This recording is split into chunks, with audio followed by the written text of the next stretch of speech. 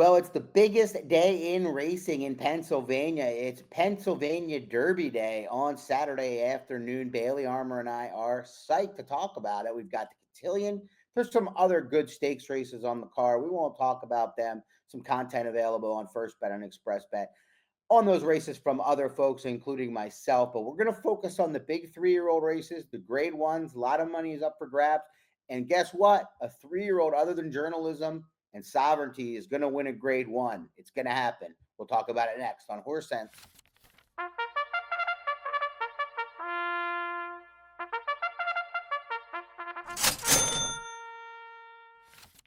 Welcome back to another wonderful episode of Horse Sense. As always, I'm Bailey Armour, your host, joined alongside the indubitable Scott Shapiro, talking about all things Pennsylvania this week, which, I don't know about you, I think Pennsylvania is a very fun word to say. I just had to get that out there. That was my inner monologue when you were doing the cold open there, that Pennsylvania just sounds really fun. Hard to spell, but sounds really fun.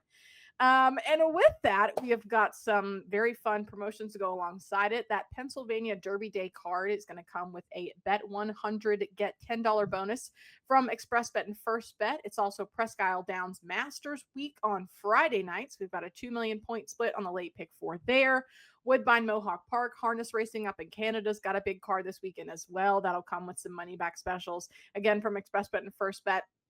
And our promotion page right now is very well stocked. So shout out to our team for getting those up and live for everybody. And make sure you check out all of those on the page there. And then in addition to that, after you get all your hard-earned bonus money and everything, if you're seeing this on Thursday, September 18th, as we're filming this, I wanted to take a second to just briefly mention a fundraiser that's going on out over in Louisville and virtually online. It is Give for Good Louisville Day today, September 18th. A kind of citywide virtual nonprofit day of giving that benefits a lot of different charities out in Louisville, benefiting a lot of different various causes. And one of them is the Backside Learning Center that's been operating now for about 20 years or so out at Churchill Downs. It's a program that provides health and human services for people that work in the horse racing industry, as well as an after-school learning center called Front Runners that provides after-school childcare to people whose children whose parents work on the backside. That was a weird way to say that, but you get what I mean. All donations today are the Backside Learning Center. Yeah, same. Yeah, they do a lot of really good work out there. And today, all of the donations to the Backside Learning Center through that program are being matched by a couple different groups. Among those, Sea Warrior Stables, like 25 trainers here in town, and then a handful of jockeys as well. So if you want, I'll put the link in the description, and then you can also just kind of search the hashtag Give for Good on Twitter. You can go to my Twitter feed and see the direct donation link, but it is giveforgoodlouisville.org. And then there'll be a search box at the top that you can type in Backside Learning Center and donate directly to them. So $25, anything helps, not to kind of really get that all in your face, but please feel free to go check it out if you haven't. And with that spiel, Scott, I will give it over to you. Yeah, the Backside Learning Center, a wonderful part of Churchill Downs, and wonderful part of the backstretch there, and they do only good things. So if you can get involved, please do so. Speaking of getting involved, there's a tournaments to get involved in next week. It's the big $4,000 opening week challenge at Santa Anita. Going to be some great racing at the Great Race Place. This week, the Los Alamitos Challenge, closing day. It's on Sunday, actually. Making sure it wasn't closing weekend, because that would be Saturday. But yeah, closing day, Los Alamitos Challenge, amongst other tournaments to get involved in. You know where to go at this point, but just click on that tournaments tab if you're on the old app, and you'll be set to sign up, register, and maybe take your shot at the big one, the opening weekend challenge at the Great Race Place. Well, Bailey, we've made it, I think, to the final grade 1 for 3-year-olds only. The Breeders' Cup Classic is kind of on the horizon in terms of grade 1s for the classic distance horses. So this is the last crack. And I can promise you, I know at least one horse in this race that is happy not to see Sovereignty. And I can promise you there's a couple that are happy not to see Journalism either. It's weird. You realize at this point how top heavy it's been, because you get no grade 1 winners here in the Pennsylvania Derby this year, but it's kind of hard if Sovereignty and Journalism don't come. and we know why both of them are not coming. Big shot for Baeza. And when I look around at the field, we're going to talk about applying angles. And one thing that we like to talk about when we do that, conversing with each other is, well, first off, the race shape, right? Like, what is the pace of the race? You know, I look at this field, and you could tell me if I'm crazy. It's really hard to not see an honest pace, right, or a fast pace. Oh yeah. I mean, who needs those race projector tools in like every online handicapping software now when you have us pretty much? At least half of this field is early horses, right? I mean, So Sandy, Magnitude, David of Athens, Goal Oriented, and Moplex are all going to go like balls to the wall out the front. Probably Whoa. probably led by what? Goal Oriented, would you think? I Of think, well, no, because this I think, well, Alto Belly's on the inside. He might be too cheap, but like he's gonna try for the lead for the first quarter mile, or he's got no reason to be in here. Other than that, I right. think Magnitude knows that the only thing that's really worked for him is being on the front end. I think he has to go. I kind of Um, forgot he existed, honestly. Sorry, Magnitude. yeah, no, I think Magnitude is the one that has to go. I think with Irad on goal oriented, I mean, he might. I mean, I wouldn't be shocked. I mean, they've tried to rate him, and he hasn't won these last couple of races. Irad can be No. more aggressive than Pratt. I mean, Sure. yeah, I mean, regardless. And then you got Mo Plex all the way to the outside, right? Yeah. Far outside on this one. I don't. Half the field is speed horses, and then you've got two stalkers and well, I guess two stalkers and two closes. Do you think I don't know what to do with Altobelli as I'm like scrolling through my past performances here with you've got them printed out and flipping around out there You because probably I wouldn't feel run like him here. no, I wouldn't run him here. We know how I feel about That's that. one thing. I feel like he used to be like a strong early horse, but then like last spring kind of shifted into is he not fit enough? Is he not being run in the right spots? Have they changed his running style? Like I But those don't are six understand. furlong races. Right. I mean, Why can't you there's why a can't he run a very lead good in six chance furlong he's just races? completely outclassed. Well, he's been on the lead. He was on the lead in his last one, Yeah, for a little bit. but that's all he's going to be on the lead for this time. He's going to be 100. That's a He's very going to good be at point. 200 to 1 or something, 200 to 1 on the lead for like 23 seconds and then that's probably it. if at all. Right. Like If at sometimes these all. horses are just outclassed and don't break well or don't. But regardless, I think that'll make life tougher for Magnitude if so. But I just don't see why they would. Doesn't seem like the time why they would change their tactics, right? Right. I mean, if it hasn't been working, why fix Well, what's broken anyway? well, right. So, like when we're talking about these races and applying angles, you see a lot of speed. I mean, David of Athens is another horse that I want to think can rate, but you just It's a see a good lot name. of these horses that are going to want to go to the lead, and I think it makes you want to look for horses that are going to be able to settle and finish. And the one thing that I will say, talking about Baeza, who's going to be the favorite almost certainly, it depends just how short, is he hasn't really gotten fast paces in the last couple. The Belmont, he Mm-mm. wasn't really relied. That wasn't his day. He just didn't fire his best race that day and still No. finished third. But last race, he was closer than I think he wants to be ideally. The Derby, that doesn't count. He was too wide. That wasn't, he was in the 20 hole. It's I a freak think he's, outlier. I think he's going to love sitting like mid pack off a fast pace. No, I think you're right. And that's probably not necessarily something like plain to see here because it does take some practice. But like when you have a field full of these speed horses, you're kind of automatically going to look at, well, at least the logical way that I look at things is they're all going to tire each other out. And who is the strongest, maybe strongest late pace is the term that I'm looking for here, like the strongest late pace closer who can just run by that field, which is kind of what we've seen in some of the other grade ones this year. And like, do you think that's Baeza? Well, one data point that some use that me and our colleague Jeremy Plonk Ooh. like is the Brisnet late base rating. It's Yeah. not even close by Aza versus the field on those. Do you have his late pace? Do you know what it is? 109 in his last, 107 in the race before. I mean, those are massive. I mean, and it Yeah. just you don't really need to know a ton. I mean, journalism and sovereignty have great late pace numbers, and this is a Right. horse that kind of finishes with them. He doesn't get like totally kicked away from. So I wanted to try to beat him in here, admittedly.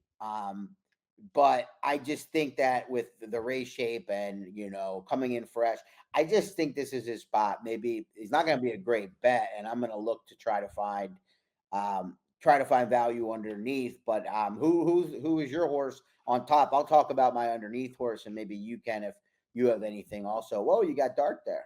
I know. I don't know what happened. But regardless, we soldier on. I know that we've been doing this for long enough together now when I can hear myself thinking in my handicapping the same way that you think. Well, like he might be the strongest late pace horse in here, but I'm going to try to beat him. I'm going to try to beat him with Gosger, who is probably, arguably, maybe, possibly the second best late pace in here. I don't have the Briz numbers in front of me like some of us. He had that crazy run in the Preakness and the Haskell, and I think had journalism not been there, that he definitely would have run. Seeing that Preakness run that he made, I mean, I was like clenching my fist because I truly thought that he was going to hold on there. Unfortunately for him, did not. But at 4-1, I mean, why can't he win? What do you have to lose here? I'll take that value on him all day long and hope I can get it on Saturday.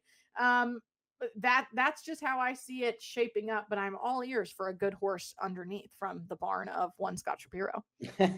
Well, I think Oscar is the other logical that has the best chance to beat Baeza, more so than goal oriented. We'll see if goal oriented is the second choice, like the morning line suggests, or it is Gosker who has those, back to back career best efforts, two runner up efforts to journalism. I just wonder if Gosker is the kind of horse that's going to love this type of race shape, or if he's the kind of Mm-hmm. horse that maybe wants a little slower pace and to be very close to it. Um, I don't know how the trip's going to go, but the price is good enough for me with David of Athens, I should say. It is Oh, Athens. is it Athens? Yeah. Wow, like Yep. Athens I Boonesboro. learned it by a couple times this week. You let me be wrong so confidently for like 20 minutes now, and this whole time you knew it was Athens. You didn't even say anything. I Shame on mean, I you. just didn't. Yeah, I've started of Athens for so long, but this horse has never run a bad race. His first race was a No. very live maiden special at Keeneland, where he was Mm-hmm. let go at 22-1. It was Camp Hale. It was a very steamy Wilkes horse that took a while to Oh, win, but was running fast races, and of course Patch Adams there in yeah. third.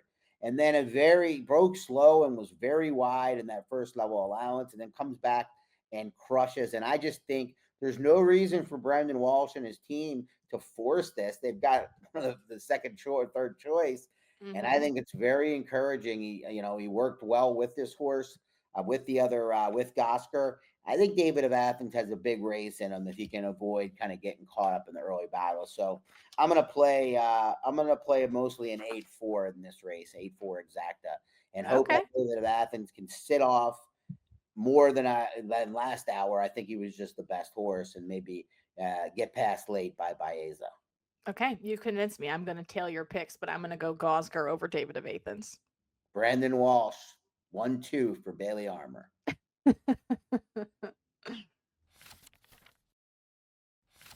Well, the boys running the Pennsylvania Derby. We're kind of going out of chronological order, but we started with the headliner. We're going to move backwards in time to the Grade One Cotillion, which is for the fillies. $1 million on the line, Bailey.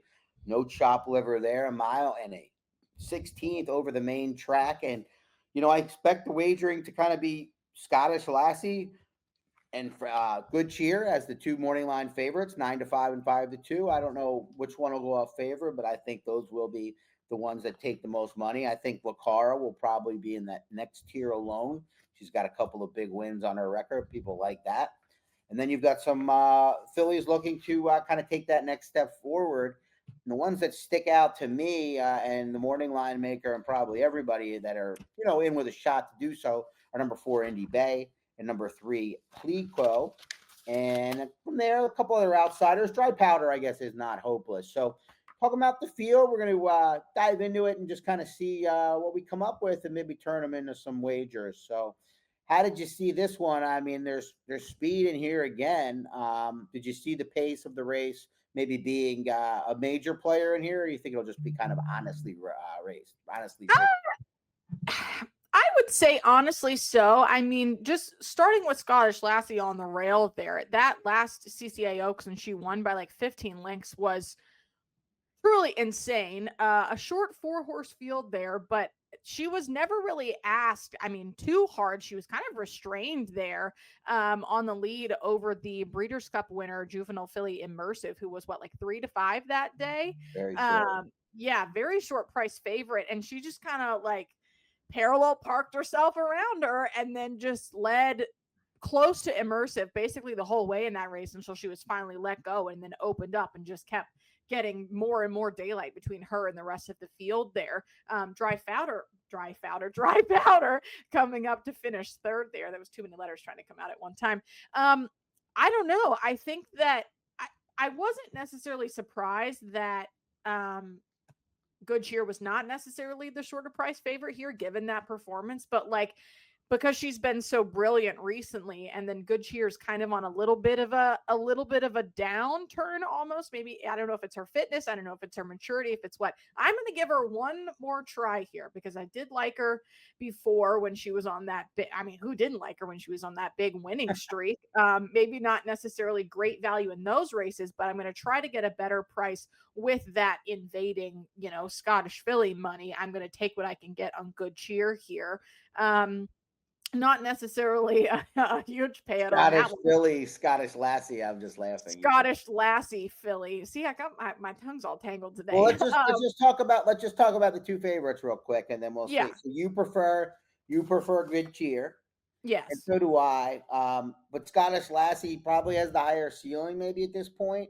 But that Yeah. was what I'm worried about is regression, and I think she skipped the Alabama for a trainer that doesn't get that many chances at these types of races, and I forget it Yeah. wasn't anything major, but he just didn't. Jorge Abreu, the trainer, just didn't feel like she Mhm. was ready to roll. The combination of such a massive move forward. I mean, she's a good filly. Everybody's always thought Of she's course. talented, but she hasn't put them back to back, and she's missed the race kind of Yeah. a little bit leery at the price. And then I think Joel, like, to your point, I think that he was aggressive initially to take it to Immersive, and then didn't have to Mhm. be the rest of the way. But now I think from the rail, he's got no.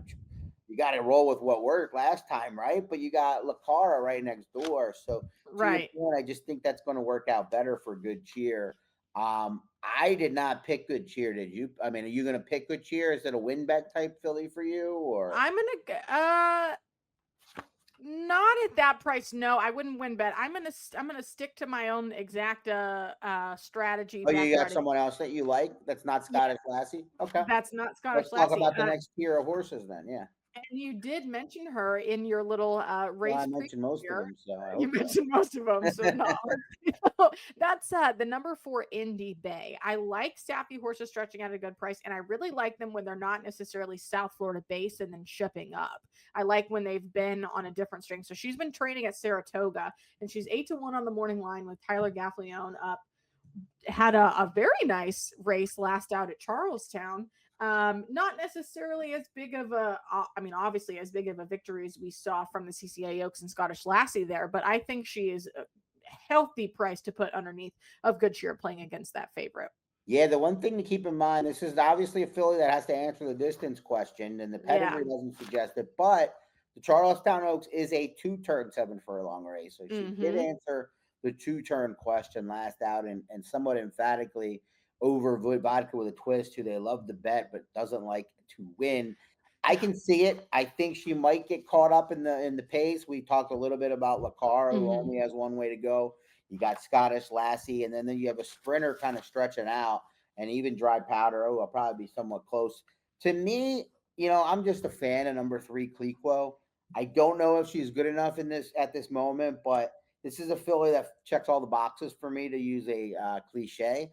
But hammered on debut and just got caught up in an early battle at Gulfstream, though, and a 9-horse field went off at even money, and then since then has rattled off 3 straight wins against lesser, but just easily. You get Irad. I think he's going to have her in a perfect spot off the pace, but not Mm-hmm. too far off of it. So Clico, to me, is definitely the one that I'm excited to bet in this race. Again, I think I need my price 8-1 morning line. I need at least 5-1 in this field, but I'm hoping that she's the one kind of taking that move forward, and that Good Cheer. We've seen her best. Scottish Yeah. Lassie and Lacara, hopefully the same. So we'll see. And maybe your Indy Bay would fit under that same category as hopefully peaking at the right time for this race. Peaking at the right time is right. I definitely gave her a second look when I circled back around on my handicapping, but that kind of class question was the biggest missing link for me here. So she will be stepping up a little bit today. I don't think it's completely impossible, but if you compare just Clico and Indy Bay together, I was more inclined to go Indy Bay. I mean, they're Well, both I'm betting 8-1. Clico to win, so a little different, right? But yeah, no, I know what you're saying. You were talking about in terms of your Yeah, exact. yeah. In terms of my You're going to ride Good Cheer, who I understand. And if I do play an exacta, it would be a 7-3 saver, but that would only be if Clico is 8-1 or so or higher. And I feel like I could get it was worth it to bet to win and save, if you will. Sure. I'll cross my fingers for you. Maybe she'll get up there. As always, thank you so much for watching another episode of Horse Sense, talking about all things Pennsylvania Derby Day today at Parx. Like I mentioned in our intro there, way back like half an hour ago, if you are watching this on September the 18th, it's Give for Good Louisville today. You can support the Backside Learning Center by going to giveforgoodlouisville.org and then searching for the Backside Learning Center and help them expand their after-school program for children of backside workers called Front Runners. Make sure you check that out along with all of the promotions that I mentioned. Promos tab in the First Bet app, promo section of the Xpressbet website. Really, whichever way you want to hack it, there is something for everybody. And good luck this weekend on Pennsylvania Derby Day at Parx.